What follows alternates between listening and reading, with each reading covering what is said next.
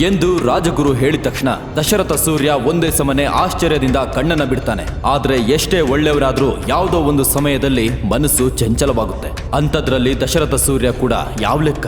ರಾಜಗುರು ಹೇಳಿರುವಂತಹ ಆ ಹೃದಯ ಪುಷ್ಪವನ್ನ ವಶಪಡಿಸಿಕೊಂಡು ನಿತ್ಯ ಯೌವನದಿಂದ ಇರಬೇಕು ಅಂತ ಹೇಳಿ ಆಸೆ ಪಡ್ತಾನೆ. ಮನಸ್ಸಲ್ಲಿ ಆ ಆಲೋಚನೆ ಬಂದ ತಕ್ಷಣ ಮರುಕ್ಷಣನೇ ಅಲ್ಲಿಗೆ ಹೋಗೋದಕ್ಕೆ ಅನ್ವೇಷಣೆ ಶುರು ಮಾಡ್ತಾನೆ. ಅದೆಷ್ಟೋ ತಾಳೆಪತ್ರ ಗ್ರಂಥಗಳನ್ನ ಓದ್ತಾನೆ. ಎಷ್ಟೋ ಜನ ಋಷಿಗಳನ್ನ, ಆಯುರ್ವೇದ ವೈದ್ಯರನ್ನ ಭೇಟಿ ಮಾಡಿ ಆ ಪುಷ್ಪದ ಬಗ್ಗೆ ಇನ್ನಷ್ಟು ವಿಚಾರಗಳನ್ನ ಸಂಗ್ರಹಿಸ್ಕೊಳ್ತಾನೆ.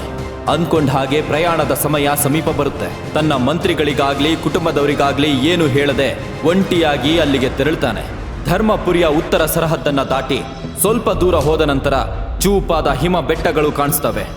ಅದನ್ನು ಕೂಡ ಲೆಕ್ಕಿಸದೆ ಮುಂದೆ ನುಗ್ಗುವ ದಶರಥ ಒಂದು ಉದ್ಯಾನದಂತಹ ಪ್ರದೇಶಕ್ಕೆ ತಲುಪ್ತಾನೆ. ಅಲ್ಲಿ ವಿಧ ವಿಧವಾದ ಹೂಗಳು ಕಾಣಿಸ್ತವೆ. ಆದ್ರೆ ಆ ಹೂಗಳಲ್ಲಿ ಅವನಿಗೆ ಬೇಕಾದ ಹೂಗಳು ಯಾವುದು ಎಂದು ಅವನಿಗೆ ಗೊತ್ತಾಗ್ಲಿಲ್ಲ. ತಕ್ಷಣ ರಾಜಗುರು ಹೇಳಿದ ಮಾತು ನೆನಪಿಗೆ ಬರುತ್ತೆ. ಮಹಾರಾಜ, ಆ ಹೂವು ತುಂಬಾ ಪ್ರಕಾಶವಾದದ್ದು. ಮಧ್ಯರಾತ್ರಿ ಹೊತ್ತು ಮಿನುಗ್ತಾ ತುಂಬಾ ಪ್ರಕಾಶಮಾನವಾಗಿ ಅರಳುತ್ತೆ.